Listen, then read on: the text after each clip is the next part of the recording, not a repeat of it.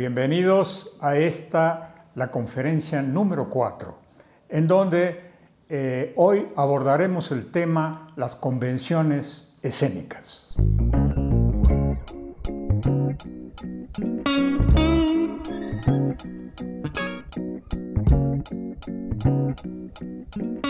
Como mencionábamos en la presentación, intentaremos abordar el tema de las convenciones escénicas. La convención escénica es una regla, es una pauta, digamos, ¿no? Que busca la aceptación de un acuerdo entre la escena y la audiencia, entre un suceso escénico y el espectador, para hacer posible, digamos, una hipótesis de comunicación, tal como el teatro en su esencia lo es, en la medida en que propone una ficción. Nos invita digamos, a considerarla como tal, pero para ello es necesario facilitar la comunicación, entender el código y el lenguaje. Y ahí es donde intervienen las convenciones, como estas reglas. Cuando la convención no funciona, la comunicación se dificulta. Por ejemplo, desde el momento en que entramos a un teatro o a un espacio no convencional, pero dispuesto para que ocurra una representación, aceptamos, obviamente porque lo conocemos, aceptamos la regla de que vamos a presenciar un suceso inventado y creado a propósito. Aceptamos, pues, una dimensión de un tiempo alterno, que no es la realidad, sino que es el del teatro, o el del teatro de títeres en este caso. Entonces, la convención escénica, digamos que enmarca lo que sucede en el teatro como representación y como ficción. Ahora bien, ese acuerdo varía constantemente y se va ajustando frente a múltiples variables, ¿no? Por ejemplo, desde el espacio físico donde se realiza la presentación. Una cosa es hacer una presentación en un teatro con todas las condiciones técnicas, etc. O en un espacio alternativo, en una sala de usos múltiples, en una cancha, en una calle. Todas estas variables condicionan las reglas que propone el espectáculo y, por lo tanto, debe acomodarse, ¿no? Igualmente, por ejemplo, si disponemos o no de los requerimientos técnicos, es muy común, esto nos sucede a diario, lo conocemos muy bien, especialmente los titiriteros, que tenemos que andar de andariegos de un lado para otro. Nos enfrentamos a múltiples espacios con condiciones diversas, con condiciones técnicas. A veces hay luz, a veces no hay luz, a veces hay un foquito, a veces hay una cámara negra, a veces no, etcétera, etcétera. Entonces, todos estos digamos, elementos son variables que afectan al número de reglas que plantea el espectáculo.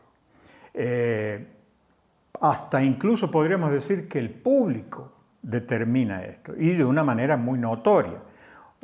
Una cosa es dirigirse a un público acostumbrado al teatro, que asiste comúnmente, que sabe apreciarlo y gustarlo, a otra a la que podría tener un público que jamás ha ido a una presentación con títeres. Entonces, las reacciones y las maneras de comprenderlo al suceso varían completamente. Todas estas variables pueden obligar a un cambio o a un reajuste de las convenciones. Y pues en este sentido me gustaría entrar ahorita a platicar un poco de ciertas anécdotas que ilustran estas cuestiones. Cuenta Javier Villafañe, el poeta y titiritero argentino, que en una ocasión, allá por los años 50 del siglo pasado, durante una función que iba a representar en una comunidad campesina, a propósito de la obra La calle de los fantasmas, uno de sus éxitos permanentes, y según su imaginativa elocuencia, cuenta que en el momento en que aparece el diablo en escena, el público literalmente recula mientras pronuncia así como un oh generalizado, ¿no? Y temeroso. Tal el miedo y el respeto que imponía el de los cuernos y la cola. Un campesino de la audiencia toma un palo que tenía ahí a mano y ata un cuchillo en la punta, ¿no? Y bajo el consentimiento de los demás, que le decían, sí, sí, sí, adelante, ¿no? Se acerca sigilosamente al palco del escenario, era un teatrino con titiritero oculto, títeres de guantes, y clava el puñal en el pecho del diablo, ¿no? Fue, como suele decir el propio Javier en su florido lenguaje, una doble herida, una al demonio y otra a la mano del titiritero, la cual, en palabras de Javier, decía, brotaba la sangre roja, más roja que la capa roja del diablo. Y así pues, frente a este hecho, la función se suspendió para darle auxilio al titiritero que tenía herida la mano. Entonces, este es un caso, digamos, típico en donde el público, en este caso personificado en este espectador, que no logra distinguir la ficción de la realidad. Es decir, se toma por cierto lo que está ocurriendo ahí y cree que es una manifestación diabólica, ese muñeco que representa al diablo y que es necesario, pues, de alguna manera acabar con él, porque produce temor en la audiencia, ¿no? Entonces, es un espectador que desconoce la regla de este juego llamado teatro, ¿sí? Y por lo tanto no puede reconocer su condición de acto simulado, pero genera una situación en el campo de la realidad de suyo interesante. Es algo que no se puede negar, generando un impacto de implicaciones muy diversas, ¿no? Y curiosas. Estamos aquí hablando pues, de convenciones generales, que son aquellas que tienen que ver con las reglas de la representación para hacer efectiva la ficción, ¿no? Pero hay también convenciones particulares, que son obviamente mucho más específicas y que tienen que ver con códigos técnicos que podemos, por ejemplo, enmarcar con estilos, ¿no?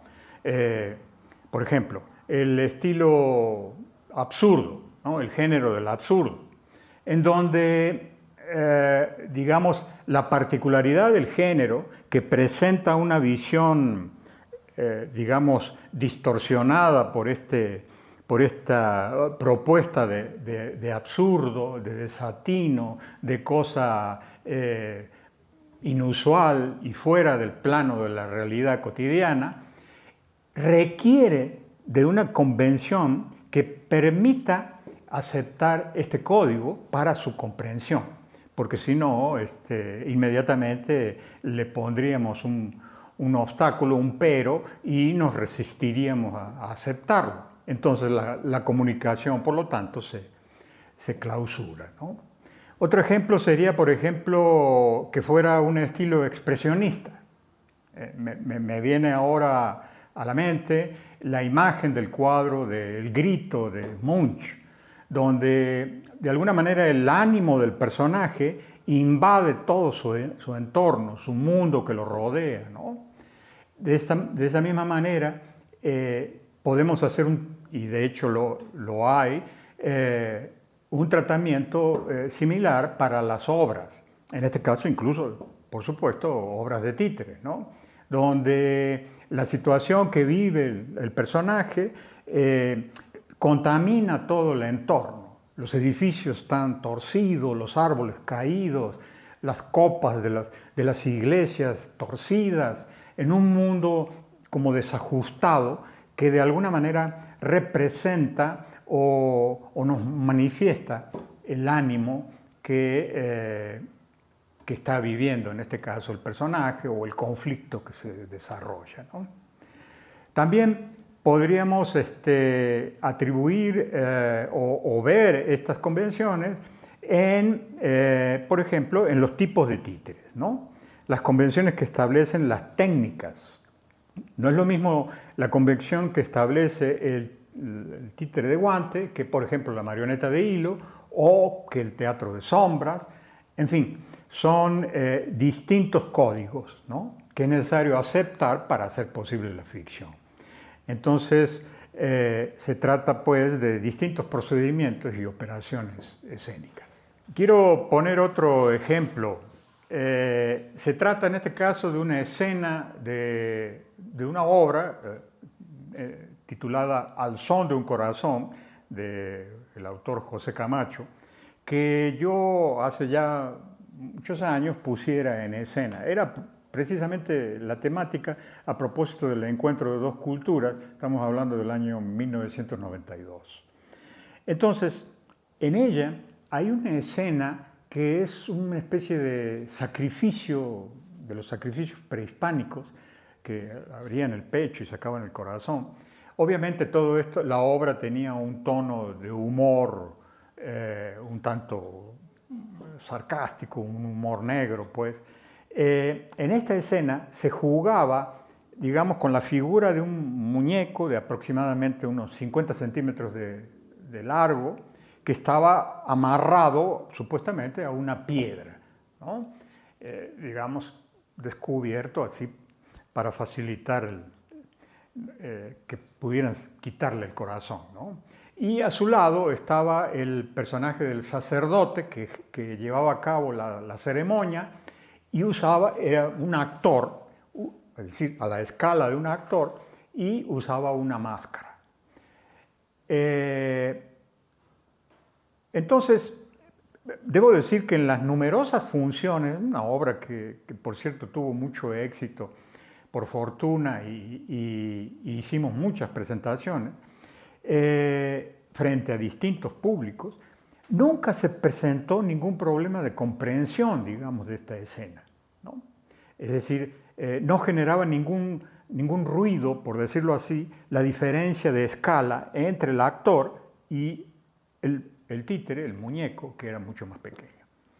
Sin embargo, en una ocasión, y curiosamente con un espectador que era de origen indígena guatemalteco, él, digamos, argumentaba, ¿no?, que por qué se estaba presentando en esa escena mostrando que se sacrificaba a un niño, ¿no? Entonces, lo que ocurría aquí era que el tamaño del títere para este espectador, en comparación con el personaje representado por el actor, establecía claramente para él, basado precisamente en las dimensiones, que se trataba de un niño, lo cual resultaba un acto por demás injusto, ¿no? Y que no tenía que ver, obviamente, con el planteo de la escena. Entonces, la premisa que usábamos nosotros, y por lo tanto la convención, se sustentaba en la diferencia de que la escala de los personajes debía enfatizar, digamos, los rasgos de carácter y digamos, de influencia social que tenían uno y otro. Por ejemplo, en el caso del sacerdote, en la escala del actor, su presencia, su fuerza, su voluntad de imposición, ¿no?, frente al diminuto personaje del sacrificado. Todo ello en un contexto general donde la obra se jugaba con títeres más o menos de estas dimensiones, ¿no?, 50, 60 centímetros. Sin embargo, en este caso, y frente a este espectador en particular, la información pasa por otro código. Entonces, aquí vemos claramente cómo la convención, digamos, o el código que se establece no está lo suficientemente claro, o a lo mejor sí está en el consenso general del número de funciones y de espectadores que ha visto la obra, que no ha presentado ningún problema de comprensión, sí está en el caso específico de este espectador que no termina de captar cuál es la regla para percibir y mirar esa escena. Entonces, en el teatro de títeres, precisamente por estar trabajando con muñecos, con cosas, con objetos que se pretenden animados, obligan a la creación de pautas hipercodificadas. Agregaríamos que es probable que en el teatro de títeres, en la medida en que hay que crear, digamos, esa ilusión de vitalidad por parte de las figuras, de los títeres, entonces más aún se requiere de la presencia de las convenciones para hacer posible la comunicación. Podemos, por ejemplo, hablar igualmente de convenciones que tienen que ver, por ejemplo, con las modalidades de la animación. Por ejemplo, el titiritero oculto, el titiritero neutro a la vista, el titiritero, digamos, como narrador y como animador, o el titiritero como contraparte, donde está animando al títere, pero a su vez está representando a otro personaje. A propósito digamos, de estas modalidades, en este caso del titiritero oculto, tengo una anécdota en relación con un montaje que hace ya muchos años realicé yo con el teatro, con el grupo de títeres del Teatro del Galpón de Uruguay. Montábamos la obra Comino vence al diablo de Liz Azurbide. Todo se desarrollaba, digamos, toda la obra en el espacio digamos, de un teatrino, ¿no? Con títeres de guante y los titiriteros, obviamente, ocultos detrás del retablo, ¿no? En un momento dado, hacia el final de la obra, donde, por ejemplo, se descubre que el patrón, que de alguna manera explota al personaje de Comino y a su amigo, para lograr, digamos, esta idea de que trabajen, digamos, sin problema, él se disfraza de diablo, de manera que los asusta y entonces a través del miedo logra mantenerlos, digamos, bajo sus órdenes, ¿no? Cumpliendo con las tareas que le ponían. Hacia el final de la obra, los dos personajes de estos dos, como niños, digamos, como preadolescentes, descubren el truco y entonces corretean, ¿no? La clásica corrida de títeres de guante al patrón que ha sido despojado de su máscara de diablo. Frente a esta situación que se desarrollaba con los títeres en el ámbito detrás del biombo, detrás del retablo, yo propongo, digamos, como una sugerencia como director, a los titiriteros que continúen la corrida de persecución saliendo fuera del retablo y pasando por delante y volviéndose a ocultar nuevamente por el otro extremo. Entonces, que por cierto tengo que decir que los compañeros acostumbrados a un respeto casi absoluto por las convenciones, se negaban a hacer esto, porque decían, ¿cómo? Estamos trabajando en una modalidad oculto, no nos vemos. ¿Cómo es que vamos a salir al escenario a vernos, ¿no? Además somos titiriteros, no somos actores. Entonces, pero bueno, después de largas pláticas logré convencerlos y metimos esta escena, que es un claro rompimiento de una convención. Se maneja la convención del titiritero oculto para pasar a la convención, aunque sea momentánea, de titiritero a la vista. Debo decir que este recurso fue un éxito frente al público porque provocaba mucha risa ver correteando no solo a los personajes, sino a los titiriteros que iban uno detrás de otro corriendo, ¿no? Gente ya, señores y señoras ya mayor, haciendo esos desfiguros, digamos. Pero que venían muy bien a propósito del tono que se estaba manejando en ese momento de la obra. Entonces, he aquí un caso donde Bueno, repito, se rompe bruscamente la convención establecida a lo largo del espectáculo.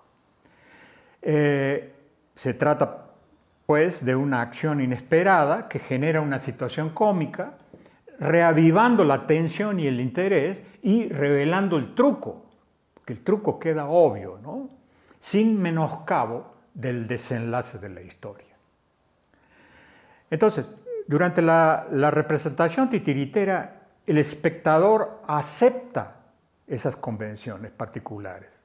O sea, por un lado, la conciencia de que los títeres son muñecos, pero por otro lado, la supuesta verosimilitud de sus movimientos y gestos, así como el espacio en que habitan, por ejemplo, ¿no? Y cómo se va modificando a lo largo de la obra para volver, digamos, plausible la presencia animada de los personajes, o bien para generar una nueva información dentro de la historia que se está contando. Entonces, ese es un poco, en buena medida, en muchos de los casos, el objeto del rompimiento de cierta convención para pasar a otra. Las convenciones escénicas varían en distintos momentos, creando y proponiendo al espectador diferentes maneras de observar. Es decir, organizando la mirada, ¿no? De maneras por demás singulares, en muchos casos, y que pueden involucrar al títere como al titiritero en sus variadas modalidades.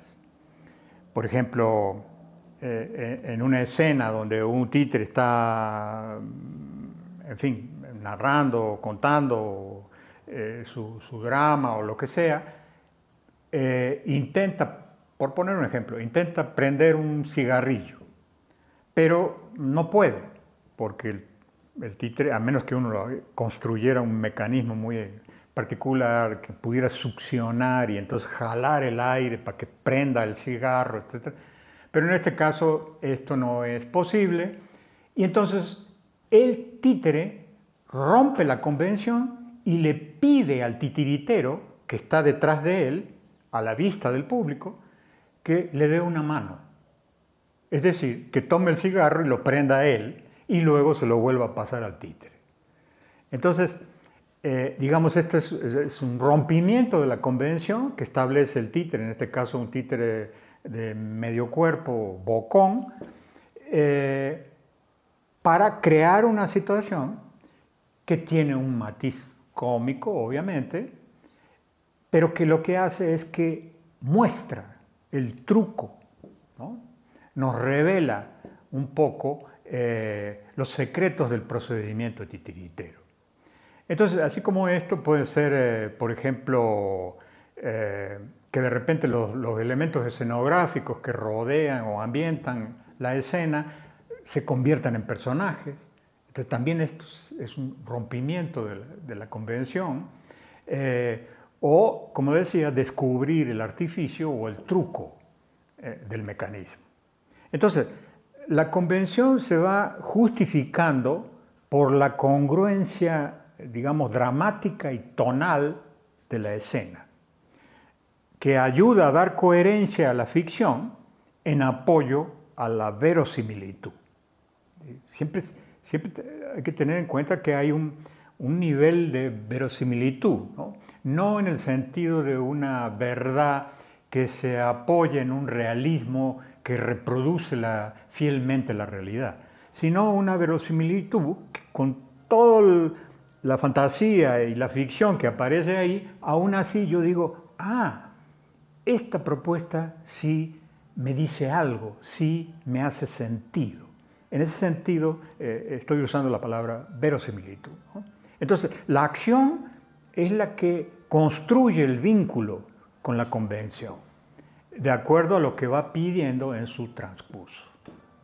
La modalidad del titiritero a la vista supone que el público acepta, digamos, la convención que autoriza al titiritero a ser visto en escena durante el acto de la animación, ¿no?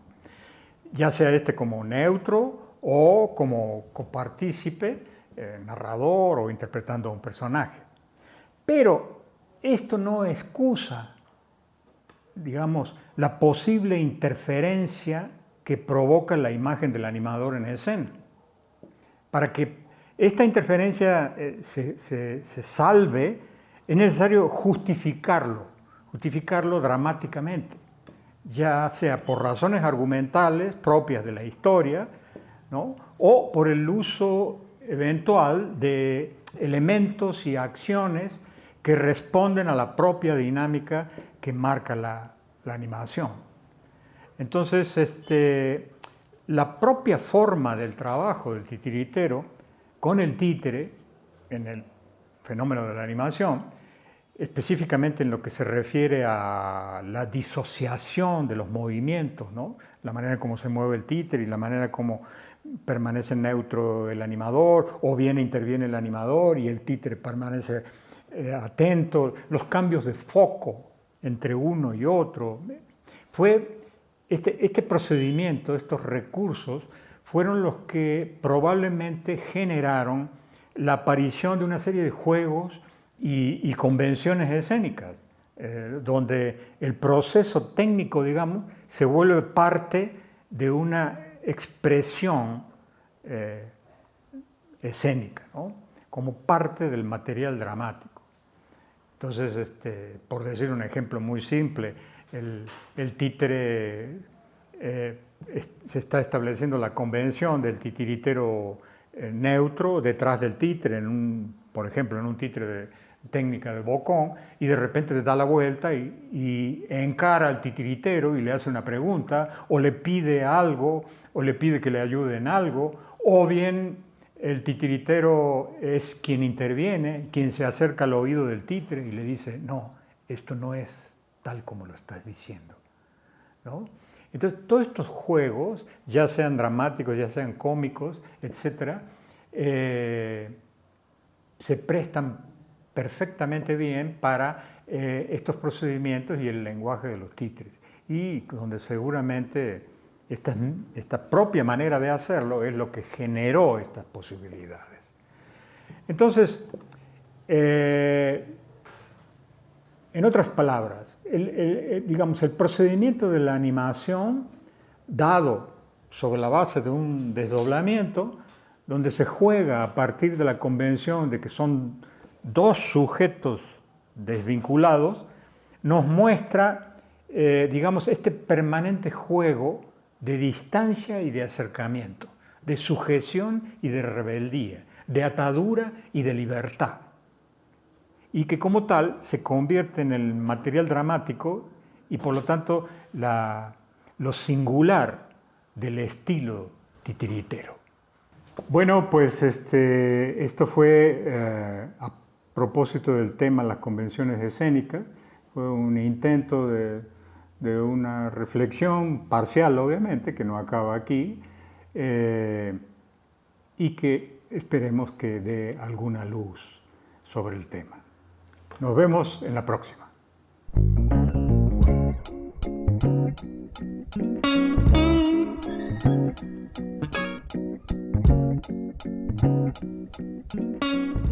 Creo que este es un tema muy interesante, el tema de las convenciones. Creo que es de lo primero que uno va aprendiendo cuando entra a cualquier cuestión escénica teatral. Y lo que yo le quería preguntar es, si entendemos la convención, digamos, como generalidad, como las reglas que se establecen para facilitar la comunicación con el público de lo que se está presentando, de lo que ellos están viendo, la cuestión de reglas o pautas, de repente como que suena extraño en un mundo como el de los títeres, donde se supone que todo es posible. ¿De qué manera o por qué son necesarias estas convenciones si damos por entendido que el títere en su mundo todo lo puede lograr, todo lo puede hacer? Bueno, pues es un tema bastante complejo, porque tiene muchas aristas y muchas posibilidades de opciones, de situaciones que se pueden presentar, pero tratando de acotar y digamos, centrarse.